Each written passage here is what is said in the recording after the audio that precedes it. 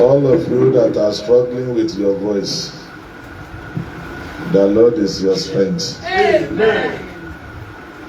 Every one of you that overstress yourself during the day, the Lord is your strength. Amen. Every one of us that we went to work and we've run ourselves, every of our system is tired. The Lord is our strength. Amen. He will not let us down. Amen. He will renew our strength to overcome. Amen. And in the place of prayer, we will not fail. Amen. We will not be a victim of any evil circumstances. Amen. In the place of prayer, arrows of the wicked one will not shot us. Amen. After this vigil, there will be season of laughter. Amen. In the name of Jesus Christ. Amen. I welcome every one of you all over the world. I pray the joy of the Lord will be our strength. Amen. Brethren, you can join us on Instagram Live now. You can join us on Facebook. Any part of the world, you are privileged to join us at this moment. Let's begin to share the programs. Invite all our friends. In the next 1 hour, we'll be rounding up this vigil. I pray your labor in the place of prayer will not go in vain in the name of Jesus Christ. Amen. Tonight we want to pray on a message that says, I will overtake. Tell yourself, I will overtake. I will overtake. Confidently, that is if you believe. To every one of you that believe that you can overtake before the end of this year, say it loud.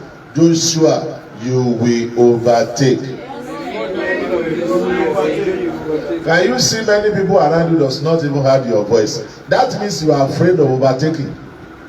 Brethren, there are many that have gone ahead of you this year, and you are still very much under grace to overtake them. You are still very much under grace, only if you are willing. There are a lot of things you can achieve this year.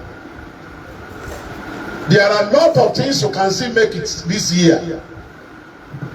Sir, the way I am looking at myself, my spirit and the spirit of the Lord in me is telling me 247 that before the end of this year, people will ask me questions.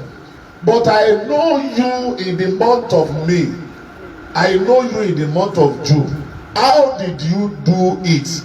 Now you are swimming in glory. Amen. Ẹ̀mí mi sọ fún mi pé àwọn ènìyàn máa bù mí láìpẹ́ láìjìnà pé mo mọ̀ ní oṣù May, ní oṣù June, báwo ló ṣe ṣe? See, I'm so confident because I know that is what is going to happen. Wò ó dá mi lójú nítorí pé mo mọ̀ pé ohun tó máa ṣẹlẹ̀ nìyẹn. So if I'm telling you that I'm going to overtake, Tí mo bá sọ fún ẹ wípé màá borí, it's not in a crooked way. kò ṣe ní ti ọ̀nà àlùmọ̀kọ́rọ́ yín. I will overtake. I'm sure I'm going to overtake.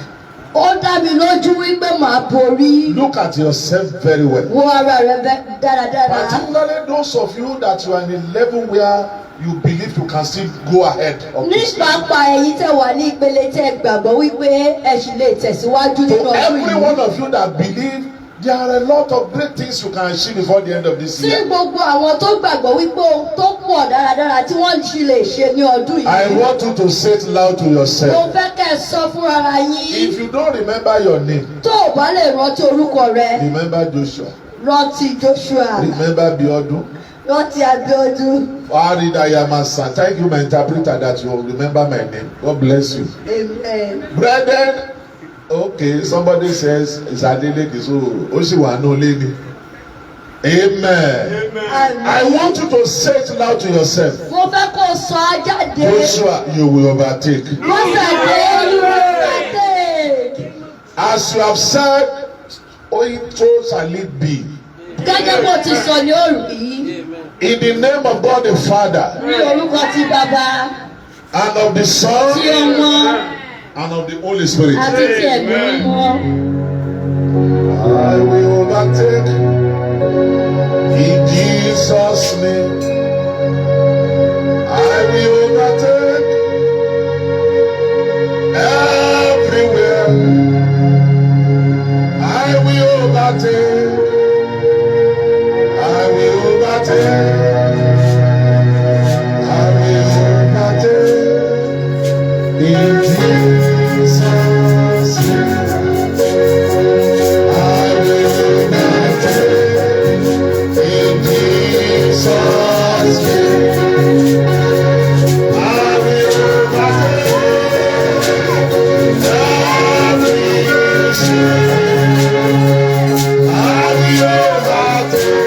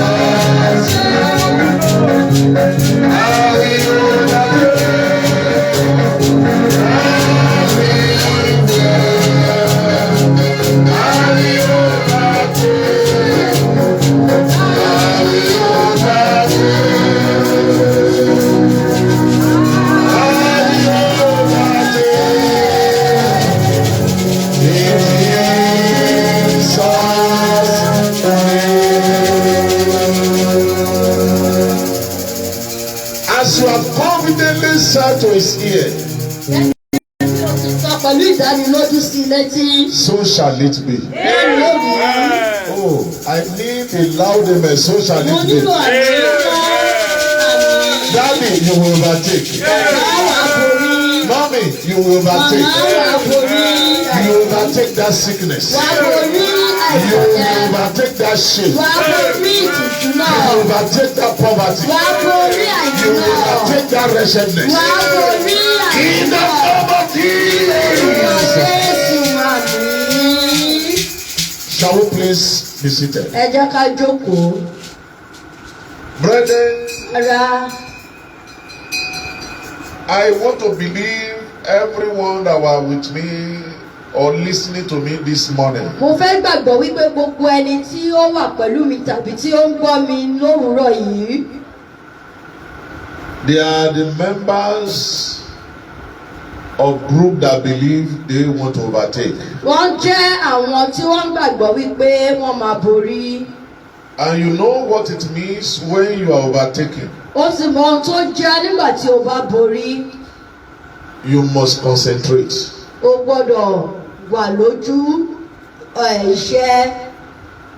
To every soul that want to overtake. Fún gbogbo ọkàn tó fẹ́ borí. You must not lose focus. O gbọ́dọ̀ kúrò lójú iṣẹ́.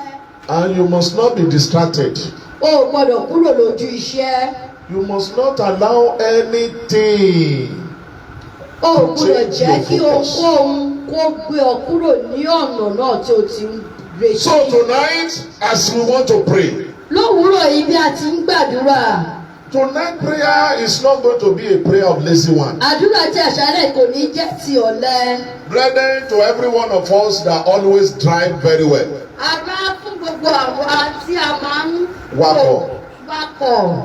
You will know that if you want to overtake, O mọ̀ wípé tí o bá fẹ́ kọjá ẹnìkan. it's not the time you can be receiving call. Kò ń ṣe àkókò tí wàá máa gba ìpè. You will first drop your phone. Wàá kọ́kọ́ fi ẹ̀rọ ìpè rẹ sílẹ̀. You will shadow the front very well. Wàá wo iwájú dáradára. Is there any obstruction? Wàá wò bóyá ìdènà kankan wà What can níbẹ̀. stop me from overtaking Kí this ni ohun vehicle? tó lè dá mi dúró láti kọjá ọkọ̀? If you have been driving your car with one hand, Tí o bá ti ń wa ọkọ̀ rẹ tẹ́lẹ̀ pẹ̀lú ọwọ́ kan. you hold your steering with two hands. Wàá wá pẹ̀lú ọwọ́ Ọwọ́ méjì. méjèèjì. Why? Because you want to concentrate. Nítorí pé o fẹ́ wà lójú Because iṣẹ́.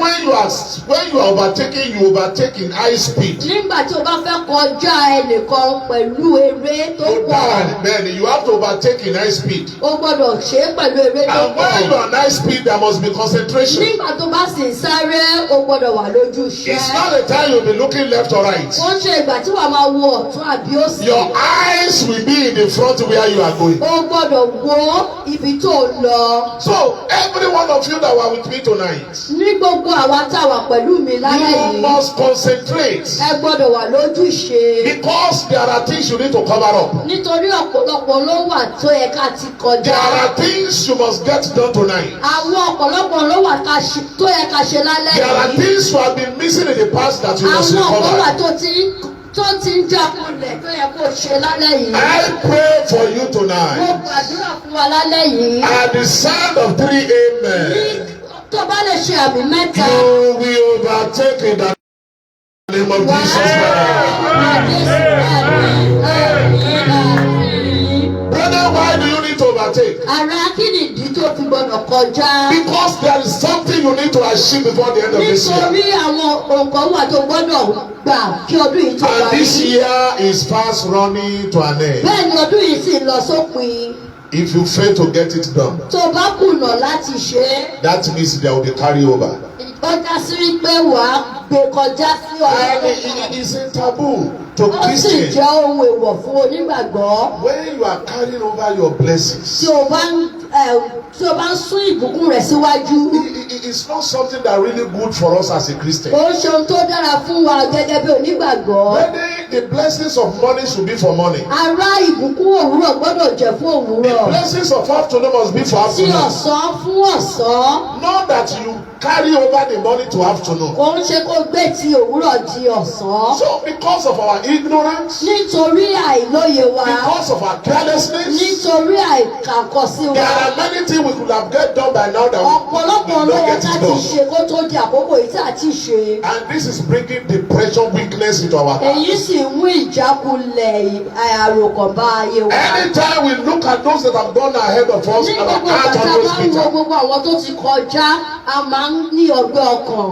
But you can still overtake. Ṣùgbọ́n ó sì lè ré kọjá. That is me when you are focused. Nígbà tó bá wà lójú I ìṣe. stand as a prophet of living Ó dúró God. gẹ́gẹ́ bí wòlíì Ọlọ́run. And I declare into your Ó sì life, sọ sínú ayé by rẹ̀. fire, by force, Nípa iná you nípa will overtake. ìwà borí.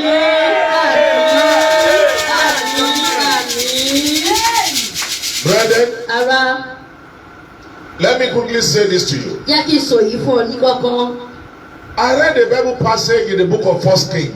Mo ka ẹsẹ̀ Bíbélì nínú ìwé Ọba Ọba Kìíní. Kìíní. 1 Kings Ìwé Ọba Kìíní. chapter 18. Ẹsẹ̀ kejìdínlógún. I read through verse 41 to 46. Orí kejìdínlógún ẹsẹ̀ ogójì ó lé kan sí ogójì ó lé mẹ́fà. 1 Kings chapter 18, Ìwé 41 to Ọba Kìíní 46. orí kejìdínlógún ẹsẹ̀ ogójì ó lé kan sí ó lé That mẹ́fà. Bible passage talks about a man called Ahab. Ẹsẹ̀ Bíbélì yìí sọ nípa ọkùnrin tí a ń pè ní Ábù. Masi kundayari daili kandaya Messiah. I will want us to read that passage. Màá fẹ́ kí a ka ẹsẹ̀ Bíbélì náà. If there are anyone there, the book of 1 Kings chapter 18. Tí ó bá ní ẹni tó wà níbẹ̀ ìwé Ọba Kìíní orí kejìdínlógún. Okay. Ẹsẹ̀ ogójì ó lé kan sí ó lé mẹ́fà. And Elijah said unto Ahab. Elijah wí fún Áhábù. Let me just read it in English because of our time. And Elijah said to Ahab, get thee up, eat and drink, for there is a sound of abundant of rain. So Ahab went up to eat and to drink, and Elijah went up to the top of Carmel, and he cast himself down upon the earth, and put his face between his knees. And he said to his servant, go up now, look toward the sea. And he went up and looked and said, there is nothing. And he said, go again 7 times. And it came to pass at the 7th time that he said, behold, there arise a little cloud of the sea, like a man's hand. And he said, go up, say unto her, prepare the chariot, and get thee down, that the rain stop thee not. And it came to pass in the meanwhile that the heaven was black with cloud and wind, and there was a great rain. And Ahab rode and went to Jezreel. And the hand of the Lord was on Elijah, and he girded up his lion and ran before Ahab to the entrance of Jezreel. I stand as a prophet of God this morning, and I prophesy into someone's life. The mighty hand of God that rests upon Elijah, that caused him to overtake a man on the horse, may that hand rest upon you in the name of Jesus Christ. Amen. May that hand rest upon you in the name of Jesus Christ. Then Elijah said to him here,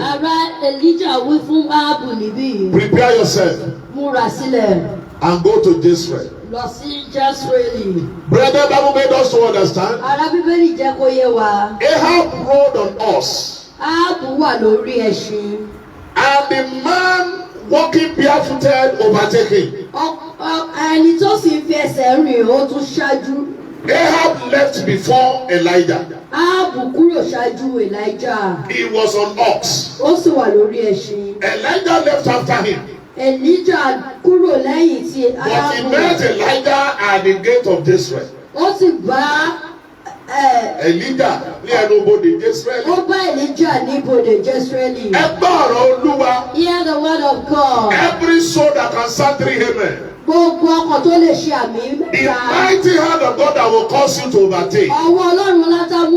May it rise upon your life in the name of Jesus. Brethren, wake those that are sleeping. This is their hour to overtake. Sir, I want you to put your hands onto your chest and say it loud. I receive power to overtake. I receive power to overtake. Brethren, may the Lord release that power for you. This is a story of Elijah and Ahab. To tell you that when the hand of God is upon you, you can do anything. When the hand of God is upon you, you are a winner. When the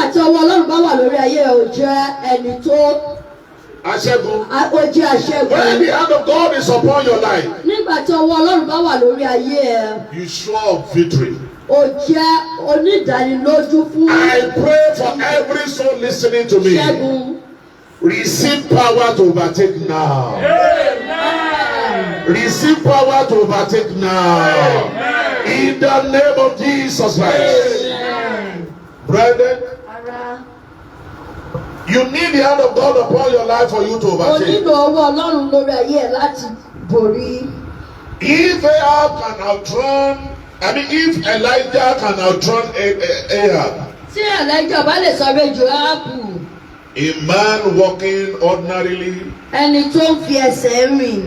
if he's able to overtake a man on the horse,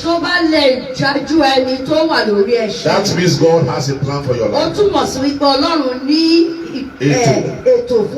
That means God can cause you to overtake. And the Lord will help you to overtake this year in the name of Jesus Christ. the hand of God is upon you, Ará nígbà tí ọwọ́ Ọlọ́run bá wà lórí ayé ẹ. your progress will be so rapid Ìtẹ̀síwájú rẹ̀ á yá ní kọ́kọ́. that enemy will not even have power over Tí it. àwọn ọ̀tá ò sì lè ní agbára lórí ayé rẹ̀. When the hand of God is upon you, Nígbà tí ọwọ́ Ọlọ́run bá wà lórí ayé ẹ. your time will not be a wasted time anymore. Àkókò ẹ kò ní jẹ́ ti ìtànfi ṣòfò. Nothing will waste your time anymore Kò sí ohun tí ó máa fi àkókò rẹ̀ ṣòfò. because the hand of God is upon you. Nítorí ọwọ́ Ọlọ́run wà lórí When ayé the hand rẹ̀. of God is upon you, Nígbà tí ọwọ́ Ọlọ́run bá wà lórí ayé rẹ̀. your life will get out of limitation. Ayé rẹ̀ á kúrò ní ìdánidúró. Then your life will get out of limitation. Ayé á kúrò nínú ìdánidúró. When the hand of God is upon you, Nígbà tí ọwọ́ Ọlọ́run bá wà nínú ayé ẹ. you can become a winner at any hours of the O day. lè jẹ́ olùborí ní ìgbàkúgbà. I pray for you this Mo morning. gbàdúrà fún wọn lówùúrọ̀ The yìí. hand of God will rest upon you to overtake in the name of Jesus Christ. Àmín. Brethren, Ará, let me say this to you. jẹ́ kí n sọ èyí fún ọ. Every one of you that are praying to overtake, Gbogbo ọkàn tó ń gbàdúrà láti borí. God asked me to tell you, Ọlọ́run ní kí n sọ fún yín. it's not everybody, Kò ń ṣe gbogbo ọkàn. but God asked me to tell you that believe. Ọlọ́run ní kí n sọ fún ọkàn tó bá gbàgbọ́. By the grace of God Almighty, Nípa oore ọ̀fẹ́ Ọlọ́run. before the end of this month of June, Kí oṣù kẹfà yìí tó parí. God asked me to tell you, Ọlọ́run ní kí n sọ fún ọ. you will overtake in the name of Jesus. There are things that you will begin to experience Àwọn kan wà tí wàá sì máa rí.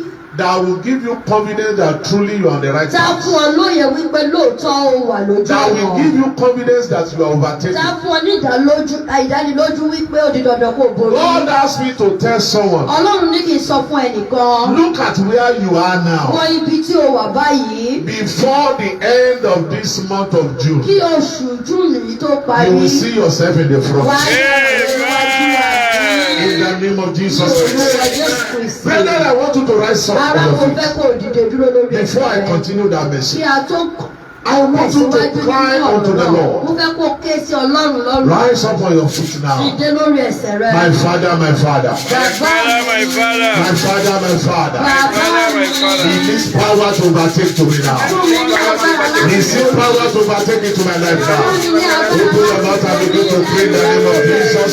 My Father, my Father, my Father, my Father. My Father, my Father, my Father. My Father, my Father, my Father. Power to overtake.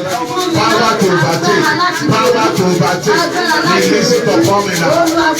2021 is holy. 2021 is holy.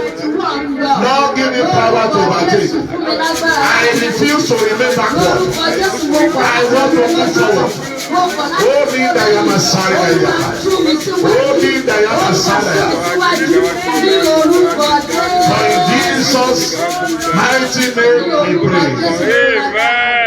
Say it loud, my Father, my Father. My Father, my Father.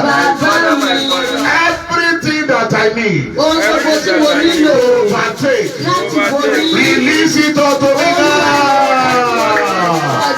In the name of Jesus Christ. My Father, everything that I needed to overtake, release it unto me now. Release it unto me now. Release it unto me now. Everything that I need to overtake, to overcome. Release it unto me now. Yes, Lord. Yes, Lord. For in Jesus' mighty name we are praying. Amen. Brethren, Ará, every soul that are looking God for the fruit of womb, gbogbo ọkàn tó ń wojú Ọlọ́run fún èso inú. hear what the Lord has me to Gbọ́ tell ohun you. tí Ọlọ́run ní kí n sọ fún yín. Your blessing will begin to come double. Olúwa ní kí n sọ fún ẹnìkan. The Lord said I should tell someone, Your heart is bitter. ọkàn rẹ korò, ọkàn rẹ gbọgbẹ́, Your heart is bitter. ọkàn rẹ gbọgbẹ́, Ó korò yẹn ni mọ́mí. Ó korò gidi. ọkàn rẹ korò. Yes. there is bitterness in your heart. Ìkorò wà nínú ọkàn rẹ. I began to wonder, why is your heart so bitter? Mo sì ń ṣàníyàn pé kí ló dé, kí ló ṣẹlẹ̀ tí ọkàn rẹ korò. God asked me to tell you Ọlọ́run ní kí n sọ fún ọ. what you need from Him. Ohun tí o nílò láti ọ̀dọ̀ He rẹ̀. said you can do it. Ó lóun lè ṣe é. But if you believe, Tó bá gbàgbọ́, He asked me to tell you. ó ní kí n sọ fún ọ. Many might say 2021 has run to an end. Ọ̀pọ̀lọpọ̀ àní ọdún yìí ti lọ tán. But God asked me to tell you Ṣùgbọ́n Ọlọ́run ní kí n sọ fún ọ. that He will decorate you before the end of this year. He says He will decorate you. Ọlọ́run náà wá ṣe olóore tó ọdún tó And parí. nothing will hinder that Kò sì blessing. sí ohun tí In the name of náà Jesus lórúkọ Christ. Jésù Kristi. Brethren, Ará, you look at the level you are now, owó ìpele tó wà and báyìí, your heart is bitter. ọkàn rẹ̀ korò. God says He's moving you forward. Ọlọ́run ní pé ó ń mú ọ̀tẹ̀ Rise síwájú. upon your feet and pray this Ìgbé prayer. lórí ẹsẹ̀ rẹ̀ kó gbàdúrà yìí. My Father, my Father. Bàbá mi my Father. àtọ̀lọ́run mi. What people thought I will not achieve before the end Ohun of tí this àwọn year, ènìyàn rò bóyá mi ò lè yanjú. make it possible for me now in the name of Jesus Christ. Begin to pray that prayer now. God is said it's not going to be possible. Yes, Lord. Make it possible now. Make it possible now. In the name of Jesus Christ. God is said it's not going to be possible in my life. Work it out for me now. Work it out for me now. Work it out for me now. Work it out for me now. Work it out for me now. God is said it's not going to be possible again. Make it possible for me. In the name of Jesus Christ. For in Jesus' mighty name we pray. Amen. For in Jesus' mighty name we pray. Brethren, I want you to pray this prayer. Ara mo fẹ́ kí a gbàdúrà yìí. I was reading a story of a man on social media. Mo ń ka ìtàn ayé ọkùnrin kan ní orí ẹ̀rọ ayélujára. When he graduated from university, Nígbà tí ó jáde ní iléèwé gíga, his mother was an orange seller. ìyá rẹ̀ jẹ́ ẹni tó ń ta ọsàn. Awesome. So when he graduated, Nígbà tí ó jáde, he has to wear that graduation gown to the market and say thank you to his mom. ó wọ aṣọ tó fi ṣe graduation náà, tó fi ṣe àṣeyọrí lọ sínú ọjà láti dúpẹ́ lọ́wọ́ ìyá rẹ̀. He was not ashamed Kò tijú of identifying with his mom. láti jẹ́ kí wọ́n mọ̀ pé ìyá tó ń ta ọsàn ló bí òun. He said we are together here selling it. Ó ní àjọ wà níbẹ̀ tí wọ́n This ti is ń ta where ọsàn he náà. sent me to school. Ibi ló ti rán òun lọ sílé And ìwé. today I am a graduate. Ní òní òun jẹ́ aláṣeyọrí. Everybody around the market there Ní gbogbo ènìyàn nínú ọjà náà, coming to say, oh, congratulations, wọ́n sì ń bá a congratulations, yọ̀, congratulations. wọ́n ń kí kú oríire. But this is where I'm going. Ibi ni mò ń lọ. This guy, God help him to get a good job. Ọlọ́run ń ràn lọ́wọ́ láti gba iṣẹ́ gidi. And the man said, Ó sì wí what pé can I do to appreciate my mom? kí ni kí n ṣe láti dúpẹ́ lọ́wọ́ ìyá mi? And he asked his mom, Ó sì béèrè lọ́wọ́ ìyá rẹ̀. Mommy, what did you want me to do for Kí you? ló fẹ́ kí n ṣe fún yín? And the mother said, Ìyá sọ wípé this is only business I know. owó kan tí mo mọ̀ nìyí. If you can just get me, build me Container. a container here, Tó bá lè kọ́ kọ̀ǹténà so that rain will not be beating me again. torí kí òjò má bàa máa pa mí mọ́. And the young man said, okay, mommy, if that is what you want, no problem. Ọmọkùnrin náà sì sọ wípé ó ti dá tó bá jọ tẹ. This guy did not just build a container. He went to buy a space of land Ọmọkùnrin náà ra ilẹ̀ that his mom will be using for that business. tí ìyá rẹ̀ á sì máa lò fún òwò náà. He built store there for his mom. Ó kọ́ ilé ìkẹ́rùsí. Before we knew what is happening, Ká tó mọ tó ń ṣẹlẹ̀. they made his mom ìyálọ́jà of that place. Wọ́n sọ ọmọkùnrin náà di The ìyálọ́jà woman ọjà was náà. not now running after glories as usual. ìyá náà kò sáré tẹ̀lé mọ́tò bíi ti tẹ́lẹ̀ mọ́. Now she's making more money than those that are running after the lorry. Ó sì ń pa owó ju gbogbo àwọn tó ń sáré tẹ̀lé ọkọ̀. Everybody have to come and pay her homage in the Gbogbo morning. ènìyàn ló máa wá dúpẹ́ lọ́wọ́ rẹ̀. And they will have to bring sacrifice to Wọ́n á her. sì mú ohun lọ́wọ́. Brethren, I'm praying for you. Ará mò ń gbàdúrà fún It does not matter who you are now. Kò ní fi ṣe ẹni tó jẹ́ báyìí. It does not matter where you are Kò ní now. fi ṣe ibi tó wà. But because you believe Ṣùgbọ́n nítorí kò gbàgbọ́. and you can sound 3 Ó thunderous sì lè ṣe amen àmì mẹ́ta ńlá. before the end of this Bí ọdún year, yìí tó parí. the hand of God that rests upon Ọwọ́ Elijah Ọlọ́run tó bá wà lé Elijah. that caused him to overtake, Tó mú borí. that hand will rest upon you in the name of Jesus Christ. My Father, my Father. My father. Where people are waiting for my shame, Níbi táwọn ènìyàn ti dúró fún ìtìjú let me mi. Olúwa overtake.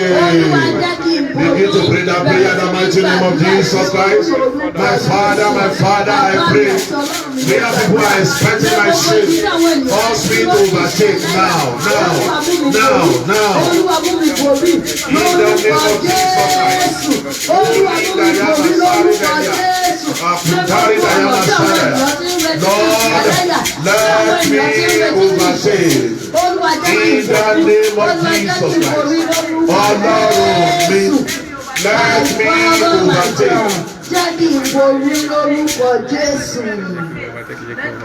For in Jesus' mighty name, Lórúkọ Jésù tó we are praying. Amen. I want you to ask yourself, Mo fẹ́ kí o bi ara rẹ̀ léèrè. can I overtake? Ṣé mo lè ṣàṣeyọrí? Did you answer yourself? Bẹ́ẹ̀ni. And what was your answer? Bẹ́ẹ̀ni. I overtake. Yes, you are overtake. Bẹ́ẹ̀ni mo lè borí. In the book of 1 Samuel chapter 30, Nínú ìwé Sámúẹ́lì kìíní orí ọgbọ̀n from verse 8, láti ẹsẹ̀ kẹjọ. Bible says, Bíbélì wípé and David inquired at the Lord, saying, Dáfídì sì béèrè ó sì wọ ọjọ́ Ọlọ́run. shall I pursue Ṣé kí n sáré after tẹ̀lé this wọn? troop? Ṣé kí Shall n I lé àwọn overtake òbí? them? Ṣé màá bá wọn? And he answered him, Ó sì dá lóhùn pursue, lé wọn bá. for thou shalt surely overtake them. Nítorí ìwọ ó bá lé wọn bá. And without fail recovered all. Láì kùnà kó sì gba ohun gbogbo tí wọ́n I kó. pray for you today, Mo gbàdúrà fún ọ lónìí. without fail, Láì kùnà. go and recover all. Amen. I want you to pray. Mo fẹ́ kó o gbàdúrà. My Father, my Father, Bàbá mi my àtọlọ́run Father. mi. go with me now, Go with Olúwa me bá mi now. so lọ. that I will overtake. Begin to pray in the mighty name of Jesus. My Father, arise, O Lord, and go with me, so that I will overtake. Arise, O Lord, go with me now. Holy Dayamasari Daya. Arise, O Lord, Daddy, go with me, so that I can overtake. Go with me now. Go with me now. Go with me now. Go with me now. Go with me now. Arise, O Lord. Arise, O Lord. Olúwa dìde kí n lè borí Dayamasari Daya. Olúwa dìde kó bá mi lọ kí n lè borí lórúkọ Holy Dayamasari Daya. kí n lè borí lórúkọ Kasiri Dayamasari Daya. Arise, O Lord, so that I will overtake. Thank you, Father. For in Jesus' mighty name we pray. Amen. Brethren, Ara, I said to you at the beginning of this mo sọ prayer fún wa ní ìbẹ̀rẹ̀ àdúrà yìí. that every soul that want to overtake Wípé gbogbo ọkàn tó bá fẹ́ borí, must be serious.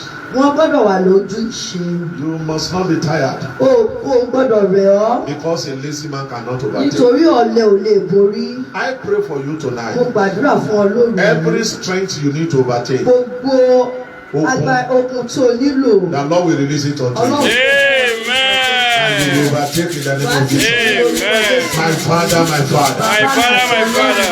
My Father, my Father. My Father, my Father. Every hindrances on my way to success, Gbogbo ìdènà ọkàn mi that does not allow me to tí overtake. ò jẹ́ kí n borí. Consume them by fire. Consume them by fire, by fire, by fire, by fire. Consume them now by fire, by fire. Every hindrances on my way that refuse me to overtake. Let your fire consume them now. In the name of Jesus Christ.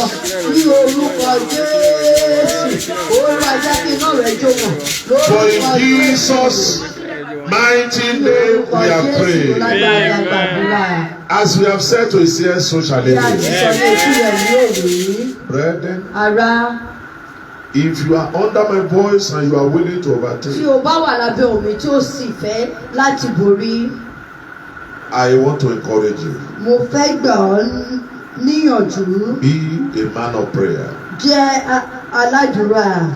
Be a man of prayer. If you look at the story of Anna, Bible made us to understand that she was permanently married. But the day the hand of the Lord rests upon her, in the book of 1 Samuel chapter 2, and God answered Anna, and she began to deliver.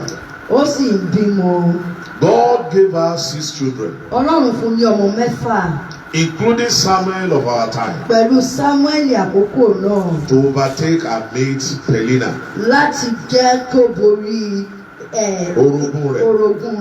Brethren, I don't know what people have done ahead of you, and you thought you find it difficult to do. The powerful hand of the Lord that rests upon Anna, that help her to overtake her mates, that hand will rest upon you in the mighty name of Jesus Christ. Brethren, Penina has gone ahead of Anna before, but God gave Anna double blessings to overtake her mates. You will overtake in the name of Jesus. Amen. Also, when the hand of the Lord rests upon David, he made him to become a king in the midst of his brothers. David overtakes 7 of his brothers to become a king. The last born of the family. Because the hand of God rests upon him. Receive the hand of God in the name of Jesus. Upon your life, receive that hand in the name of Jesus. Rise up on your feet and pray this prayer. My Father, my Father. My Father, my Father. My Father, my Father. My Father, my Father. Before the end of this year, Before the end of this year, let people bow down for me. bow down for me. Àdúrà àwọn èèyàn kékeré ni kì í ṣe gbogbo àdúrà gbogbo ènìyàn. My Father, my Father. My Father, my Father. Before the end of this year, Before the end of this year, let people bow down for me. Let them begin to bow down for my God. In the mighty name of Jesus. Kí ọdún yìí tó parí, jẹ́ ká yóò bá mi yọ̀, jẹ́ kí wọ́n tẹríba fún Ọlọ́run mi. Arúgbó ọjọ́ ò jẹ́ kó tẹríba fún Ọlọ́run mi. Before the end of this year, let them bow down for my God. In the name of Jesus Christ. Lord, if they bow down for David, let them bow down for me. In the name of Jesus.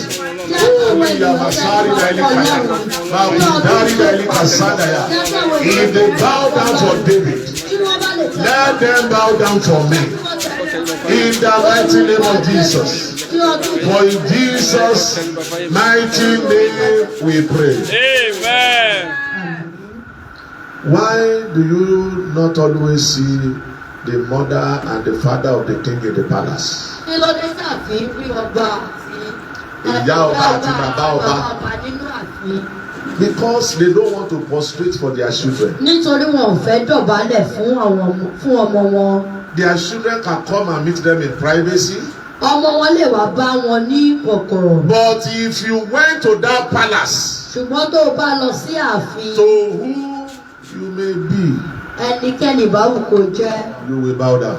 Wà á tẹríba. You will prostrate. Wà á dọ̀bálẹ̀. Because the hand of God is upon them. Nítorí ọwọ́ Ọlọ́run wà lórí ayé. So that is why many a times you will not see their parents in the palace. Ìdí ni èyí tó fi ní rí àwọn òbí wọn nínú ààfin. But let me quickly say this to you. Bọ́jà kì í sọ èyí fún wa ní kọ́kọ́. The hand of God that will rest upon you, Ọwọ́ Ọlọ́run tá wá sórí ayé rẹ. that will make those people that thought they cannot bow down for you Sáàmù to gbogbo bow àwọn by tí wọ́n rò force. bóyá wọn ò lè tẹríba fún Receive that hand in the name of Jesus. Amen.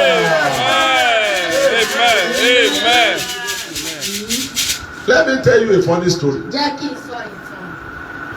I went somewhere. I traveled to somewhere Mo lọ bì kan with a friend. pẹ̀lú ọ̀rẹ́ mi. That guy is a native of that village Ọmọ ìlú náà ni ọ̀rẹ́ mi náà. and is one of the powerful men of God we have Ó in sì Lagos. jẹ́ lára àwọn ìránṣẹ́ Ọlọ́run tí a ní nílùú Èkó níbí. Brethren, Ará, there is one of his elders brother ìkan nínú àwọn ẹ̀gbọ́n rẹ̀ wà that does not believe that God called him. tí kò gbàgbọ́ wípé Ọlọ́run pè é. He doesn't call him pastor Kì í pè é ní olùṣọ́ àgùntàn because he wanted to ridicule him. nítorí pé ó fẹ́ yẹ̀yẹ́ rẹ̀. He always call him name. Ó máa ń pè é lórúkọ. After all, I'm your senior brother. Èmi ní táà ní ẹ̀gbọ́n rẹ̀. But the day we went for that program, Ní ọjọ́ tí a lọ fún ètò náà, he saw advertisement, he saw how everybody was running up and down. ó rí bí wọ́n ṣe polongo ètò náà bí oníkálukú ṣe ń sálura And wọn. he went to the church to see what will happen. Ó sì lọ sí ilé ìjọsìn láti rí ohun tó máa So he ṣẹlẹ̀. sat in a very popular place that people will quickly Ó recognize jókòó him. sí ibi gbàgede tí àwọn ènìyàn á ti rí ní So kíákíá. when the man moderating the program started talking, Nígbà tí ẹni tó ń darí ètò bẹ̀rẹ̀ sí ní he said, by sọ̀rọ̀. the grace of God, our Ó ní Father in the nípa Lord orí is ọ̀fẹ́ around. Ọlọ́run bàbá wa nínú Olúwa ti wà A lórí general of ìjókòó. God without any blemish. Ọkùnrin ogun ti Ọlọ́run tí kò ní àbàwọ́n. He began to talk good about him. Ó bẹ̀rẹ̀ sí ní sọ dáradára. He mentioned the names of every one of us that we accompany him to that village. Ó sọ orúkọ gbogbo wa tí a tẹ̀lé lọ sí ìlú náà. Even the driver that drove us was recognized. Bẹ́ẹ̀ ni wọ́n ṣe àfihàn ọkùnrin tó papọ̀. And the man said, oh, by the grace of God, the father and the mother of the priest is in the auditorium also. Bàbá àti ìyá àlùfáà wà ní They welcome daddy, they welcome mommy. Wọ́n sì kí wọn ká. And his other brother now was expecting them to welcome him also. Ẹ̀gbọ́n arákùnrin náà wá ń retí kí wọ́n kí òun náà. Nobody called his name. Kò sẹ́ni tó pe orúkọ rẹ̀. So when they want to usher us in, Nígbà tí wọ́n fẹ́ pe the àwọn man of àlùfáà God wọlé, moderating said, ẹni tó ń darí as ètò our daddy in the Lord is coming, bí àwọn bàbá wa nínú Olúwa ti ń I bọ̀. encourage all the congregation to rise up on their feet. Mo rọ gbogbo ìjọ kí wọ́n dìde lórí ẹsẹ̀ When wọn. everybody rise up, Nígbà tí gbogbo ìjọ dìde, he looked right, he looked left. ó wo ọ̀tún ó wo òsì. He discovered he was alone on the Ó seat. rí wípé ònìkan ló wà lórí So he has to ìjókòó. rise up Ó dìde to welcome his brother. láti bí àbúrò rẹ̀ kábọ̀. So it was a funny story. Ó jẹ́ ìtàn tó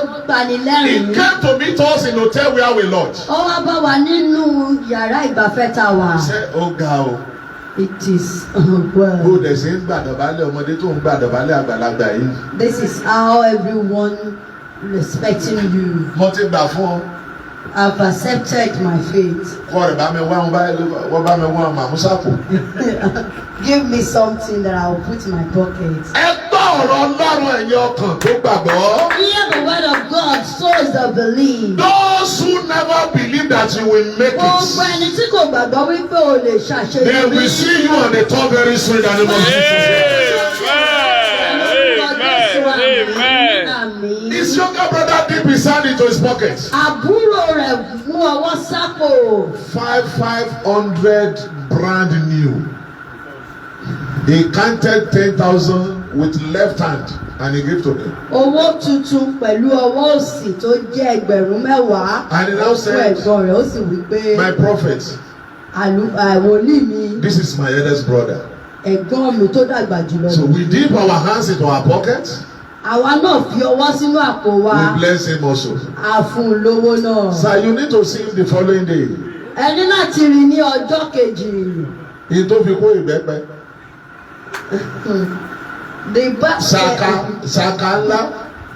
The big sack that he used to carry fruit. Pawpaw, orange to our hotel. Mo gbà fún ọ, o sábà mi wá o, mo gbà fún ọ. I accepted my faith just. Gbogbo ọkàn tó wù ọ́ bẹ́ni tí ò níbi lọ bá ọ níwájú lórúkọ Jésù. Either they like it or not, they will meet you in the front in the name of Jesus Christ. Brethren, I want you to pray this prayer. My Father, my Father. My Father, my Father. My Father, my Father. Whatever anything that will cause you to make me to overtake, go ahead and do it now. Now. Begin to do it now. Ohunkóhun tó lè lọ láti pé kí n tayọ kí n lu àlùyọ kí n borí. Olúwa máa ṣe. Whatever anything that it will cost you for me to overtake, oh Lord, do it now. Mashinda ya kasari dalila. Akundali mari dali kandaya. Akuntari dali masatanda ya lipi. Thank you, Father. For in Jesus' mighty name we pray. Let me tell you this story. There is a story that happened in the community. They wanted to select wife for the king. And the king was particular about the family. Ìdílé tó fojú sùn. Because he has seen some beautiful babe. So he sent his chief to that family. That this is where he wanted to choose the wife. And their family of 3 wives. God bless you, man. Everybody began to run up and down to make their daughter beautiful. Olórí. Everybody do everything possible. The day they are going for the competition, they left their housemaid at home. That she should start at home so that any visitor that's come, she will be receiving it in the house. So reluctantly, they just bought her one they give her one to wear. Staying in the house, receiving visitors in the absence. The king look at those they brought to the palace. Said, you sure there's everybody living in that house? He said yes. Said okay, give me 5 minutes. And he called 2 of his sheep. And he drove to that house. He met that young lady. The lady welcomed her. I mean, welcomed him. Said, my king, everybody has went to the palace to see you. I'm just at home waiting for visitors. He said yes. I know, but I came to bring you out because you are the one every one of us is waiting for. He took that young girl out of the house to his palace, and he commanded all his sheep to redress her. And he announced to the community, Sọ fún Ó kéde fún gbogbo àwọn fún aráàlú. gbogbo aráàlú. Shall we please rise up on our feet? Ẹ dìde lórí ẹsẹ̀ As yín. the new king, every queen is coming. Nítorí ẹ̀rí olórí ń bọ̀. People could not believe their eyes. Àwọn ènìyàn ò lè gbàgbọ́. Is it not our maid we left at home? Ṣé kò ń ṣe ọmọ ọ̀dọ̀ wa With all our effort, all the pancake, all the first layer, second layer, pẹ̀lú big layer, and gbogbo everything. ìmúra wọn. Eyelashes, eye blow. It's you. Mazindaya Kasari Dailindaya. A man that does not struggle become a queen. Ọmọ ọ̀dọ̀ tí ò làkàkà láti di ìyàwó ọba. I raise the hand of anointing towards you. Without struggle, Láì làkàkà. go and overtake in the name of Jesus. Without becoming a nuisance, Láì di ẹni ìdàkúdà. go and overtake.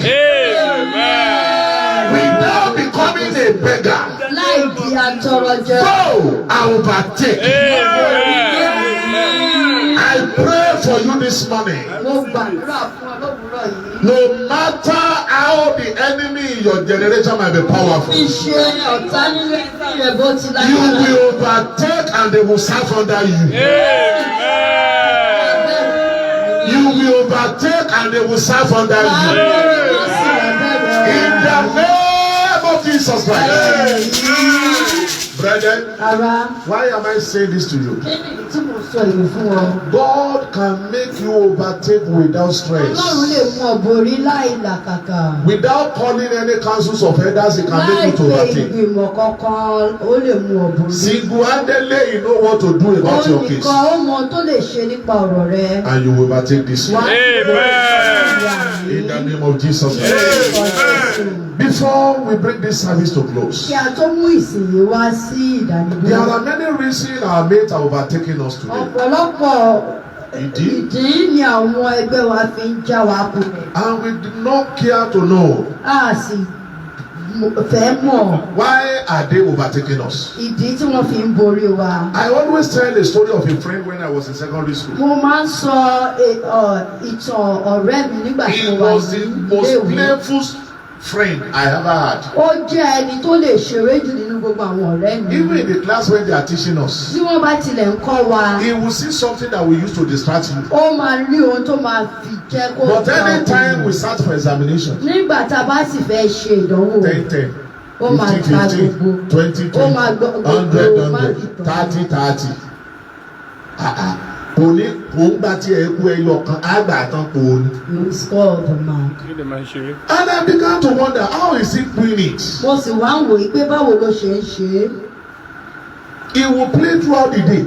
Ó máa ṣeré ní gbogbo And he ọ̀sán. said to me one day when I began to disturb him, Ó wá sọ fún mi lọ́jọ́ kan nígbà he tí said, mo if you dààmú rẹ̀. can manage yourself not to sleep till 12 o'clock, tó bá lè ṣe ara rẹ kó má sùn by títí 12 aago o'clock I will méjìlá. tell you the secret. Tó bá di aago méjìlá máa sọ fún wọn. I sat down on my bed, Mo jókòó sórí ibùsùn mi. and by 9 o'clock, light out, everybody go and sleep. Ní aago mẹ́sàn-án, wọ́n paná kí gbogbo ènìyàn lọ sùn.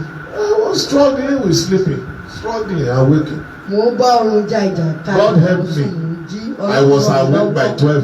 Mo jí ní aago méjìlá. I saw a light coming up under his bed, Mo rí iná tó jáde ní abẹ́ and I ibùsùn. went to check on him. Mo sì lọ wò ó. It was a chargeable lamp. Iná tí wọ́n iná Àtùpà ilé tó tan náà rí. Àtùpà olóyìnbó. I see. And I said, what is happening? mo sì He béèrè said, pé this is kí ló dé. time I always read. Àkókò tí mo máa ń kàwé nìyí. This guy will start from 12 to 3 a.m. A jókòó láti aago méjìlá di aago mẹ́ta. And I will be comparing myself with him when the day break. Màá wá máa fi ara mi wò nígbà tílẹ̀ bá Me mọ́. that have slept since 9, Èmi tí mo ti sùn I will láti go to aago wake up the mẹ́sàn-án. same hour. Tá a jọ sùn nígbà kan náà. You need to know what your mates are doing to overtake O ní you. láti mọ tí àwọn ẹgbẹ́ rẹ̀ ṣe láti You need to borí know rẹ̀. the secret behind their overtaking. O ní láti mọ ìdí tó Àṣírí. fi ń jákulẹ̀ àṣírí. Brethren, you need to search for it. Ara o ní láti. How are they doing it? Báwo ni wọ́n ṣe ń ṣe? Okay, I'm a tailor, she's a tailor. Mo jẹ́ àrùn We learn work in the same place. Àjọkọ́ṣẹ́ níbì kan. How does he become a millionaire? Báwo ló ṣe da olówó? ó sì jẹ́ pé aṣọ tó bá tú ládùúgbò náà fi ń wá bí kiri ẹ̀bùrà ajá okùn ṣòkòtò yọ amen náà fi ń wá ọ kiri. You need to know the secret. Many of them have gone to approach bank. Ọ̀pọ̀lọpọ̀ wọn náà ti lọ sílé ìfowópamọ́. They build a befitting edifice that people will come and they will look attractive. They did not do things anyhow. Wọn ò ṣe gbogbo iṣẹ́ wọn. They went to buy kí ló ń pè latest machine. Wọ́n lọ ra irin iṣẹ́ tó wà lójú. Latest machine that will sew for you will not even see the traces of thread. Tó máa ń ránṣọ tó jẹ́ pé ò ní rí ojú and you still want to compare yourself with that person. O sì fẹ́ fi ara rẹ̀. You need to understand the secret of how time change. O ní láti wá àṣírí bí àkókò ṣe ń lọ. Value your time. Bọ̀wọ̀ fún àkókò rẹ. Bọ̀wọ̀ fún àkókò rẹ. Yóò dára fún ọ lórúkọ Jésù. Amen. Value your time. That is why Ecclesiastes 3 says there are seasons and time for everything. Ìgbà àti àkókò ló wà fún gbogbo. This is where I'm going to stop this message. Ibi tí mo ti máa dá ní dúró nìyẹn. There are seasons and time for everything. Àkókò àti ìgbà wà fún gbogbo. Don't forget there was a time in Nigeria. Má gbàgbé ìgbà kan wà ní orílẹ̀-èdè yìí. We use slates when we are going to school. Tí a máa ń lo pákó ìkọ̀wé tí a bá ń lọ sílé ìwé. I was so lucky my own slate is almost size of this altar. Pákó ìkọ̀wé tiwọn ni wọ́n ṣàlàyé bó ti rí nìyí. I used it, I hand it over to my brother. Wọ́n lò ó, wọ́n sì jogún rẹ̀ fún àbúrò wọn. When I finish using it, they nail it to it, they hang it on the wall. Nígbà tí wọ́n lò tán wọ́n kò mọ́ ìgànnà. This is a slate that if it fell on your leg, you are not going to school that day. As heavy as it was. Pákó ìkọ̀wé tó bá jábọ́ sí ọ lẹ́sẹ̀ ò ní lè lọ ibi kankan lọ́jọ́ náà. After some time, Awolowo brought in a new slate.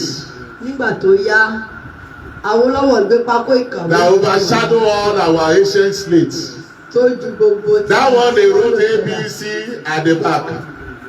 That one is a little bit very, very lighter. And when we are going, all this rice bag, they will use it as sew school bag for us.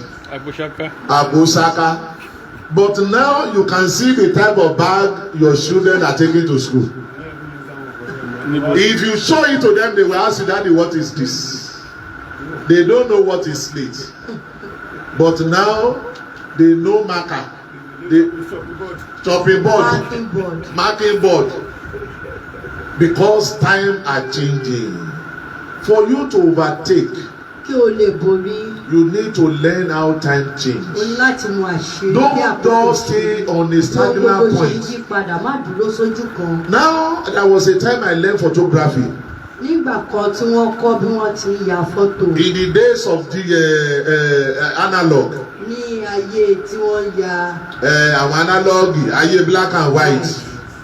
And I thought I'm a professional photographer then. Wọ́n sì rò pé wọ́n mọ gbogbo nígbà náà. Now I know and I'm an apprentice. Báyìí ni wọ́n mọ̀ pé wọ́n. Because we are in the days of digital. Nítorí a wà ní ojú ìmọ̀ ẹ̀rọ. When a man came here to shoot a picture. Ní ọjọ́ tí ọkùnrin kan wá láti wá. And when I saw everything they are bringing out, decorating, hanging this, it takes me time to tell them I was once a photographer. Because my own photography was outdated with what they are showing me. I could not even open my mouth on time to tell them that I'm your colleague. So. Amen. Because things are changing. The type of instrument they brought outside, you will think they are going to work. Àwọn irinṣẹ́ tí wọ́n gbé jáde wà rò bóyá wọ́n lọ ojú ìgbà. Is different from my camera then. Ó yàtọ̀ sí ohun tí mò ń lò nígbà náà. Because time is changing. Nítorí àkókò. If you want to partake, learn how time works. Tó bá fẹ́ borí. The business you are doing, search those that have gone ahead of you. How do they do it? Ohun tí ò ń ṣe wádìí Those that have succeeded in ministry, learn from them. How have they done it? Àwọn tó ti kọjá síwájú béèrè báwo ni wọ́n ṣe ṣe. I know some go through crooked way. I'm not talking about that. Àwọn kan gba ọ̀nà àlùmọ̀kọ́rọ́ yìí. But I know the Lord will release power to overtake upon your life. In the mighty name of Jesus Christ. Amen. Shall we rise up on our feet? Ẹ jẹ́ ká dìde lórí ẹsẹ̀ wa. My Father, my Father. My Father, my Father. My Father, my Father. Bàbá mi àti Ọlọ́run mi. Where my strength cannot overtake. Hear my voice, cannot overtake. Lord, renew my strength.